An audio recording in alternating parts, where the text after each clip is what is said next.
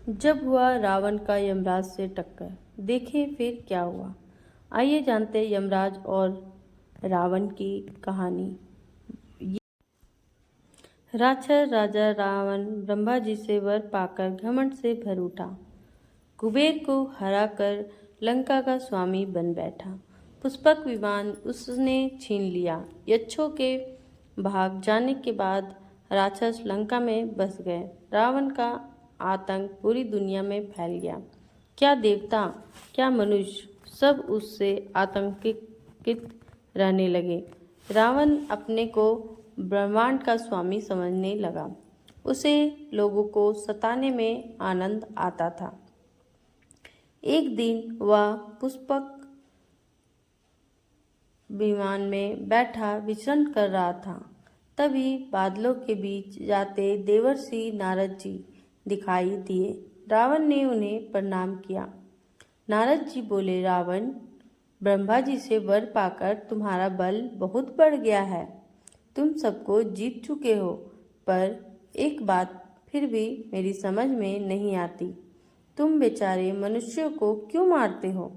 अगर तुम्हें अपनी शक्ति सचमुच दिखानी ही है तो यमराज के पास जाओ, उनसे युद्ध करो। सबको अपने लोक में बुलाने वाले यमराज को जीत कर ही तुम विश्व विजेता कहला सकते हो।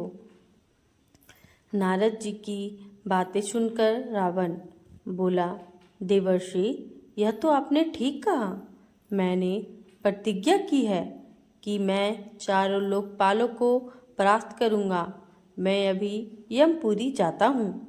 सब प्राणियों को मृत्यु देने वाले सूर्यपुत्र यम को मैं मार डालूंगा। इतना कहकर रावण दक्षिण दिशा में चल पड़ा। नारद जी भी तुरंत यमपुरी की ओर चल दिए और रावण से पहले ही वहां पहुंच गए। उन्होंने देखा यज्ञ को साक्षी मानकर यमराज प्राणियों के पाप पुण्य का हिसाब लगा रहे हैं। नारद जी को आया देख यमराज ने उन्हें प्रणाम किया। बोले, देवर्षि, सब कुशल तो है? आज आपका आना कैसे हुआ? नारद जी बोले, मैं आपको एक महत्वपूर्ण सूचना देने आया हूँ। शांतचित्त होकर ध्यान से मेरी बात सुनो और तुरंत अपनी रक्षा का उपाय कर लो, क्योंकि रावण अपनी सेना के साथ आपसे युद्ध करने चला आ रहा है। आपको सचेत करने के लिए ही मैं उससे पहले यहाँ आया हूँ। वैसे मैं इस बात को अच्छी तरह जानता हूँ कि आपको कोई नहीं जीत सकता। अभी यमराज और नारद बातें कर ही रहे थे कि तभी रावण का पुष्पक विमान आता दिखाई दिया। रावण ने स्वर्ग और नरक दोनों देखे। स्वर्ग में पुण्य आत्मा अपने सत्कर्मों के बल पर सुख से थे। दूसरी ओर पापी लोग भयंकर कष्ट पा रहे थे। रावण कुछ पल यह देखता रहा, फिर उसने नरकवासियों को मुक्त कर दिया। यमदूतों ने उसे रोकना चाहा, पर रावण की शक्ति के आगे उन्हें हार माननी पड़ी। थोड़ी देर में यमदूत इकट्ठे होकर आए और रावण से युद्ध करने लगे। तब तक राक्षस भी आ गए थे। उन्होंने रावण के पुष्पक विमान को तोड़ फोड़ डाला, लेकिन अगले ही पल पुष्पक विमान फिर पहले जैसा हो गया। यह ब्रह्मा जी का प्रभाव था।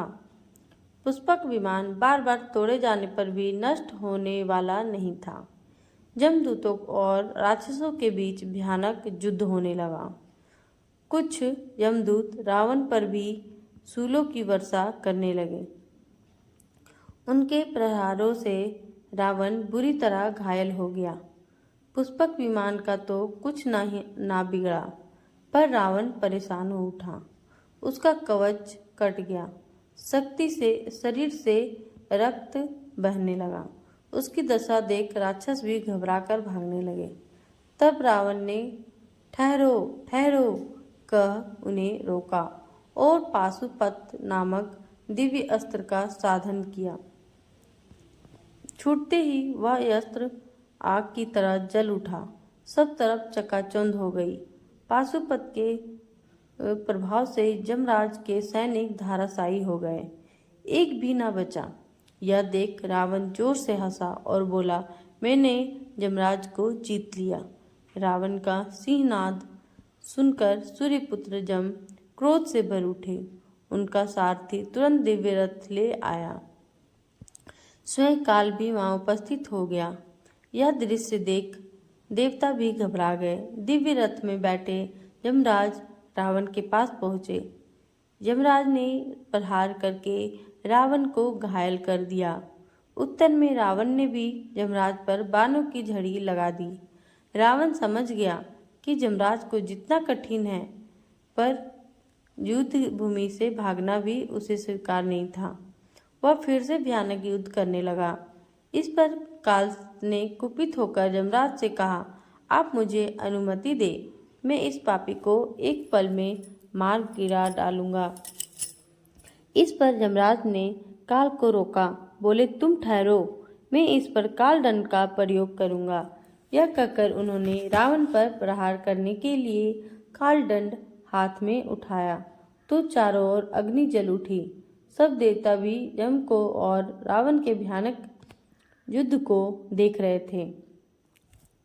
यमराज काल दंड से प्रहार करना ही चाहते थे, तभी पितामह ब्रह्मा वहां उपस्थित हो गए। उन्होंने यमराज का हाथ थाम लिया। बोले, रुक जाओ यमराज, काल दंड चलाने से पहले मेरी बात सुनो। मैंने रावण को वर दिया है कि यह देवताओं के हाथों नहीं मारा जाएगा। तब मेरा दिया वरदान असत्य हो जाएगा। वरदान की मर्यादा नष्ट हो जाए, यह ठीक नहीं। यह सुनकर यमराज ने तुरंत कालदंड को नीचे कर लिया। बोले, आपके वरदान और कालदंड दोनों का सम्मान करना मेरा धर्म है।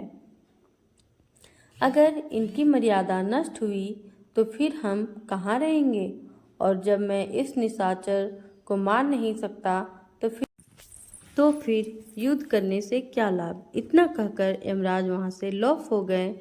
रावण ने यह समझा कि उसने यम को जीत लिया, वह लंका लौट आया।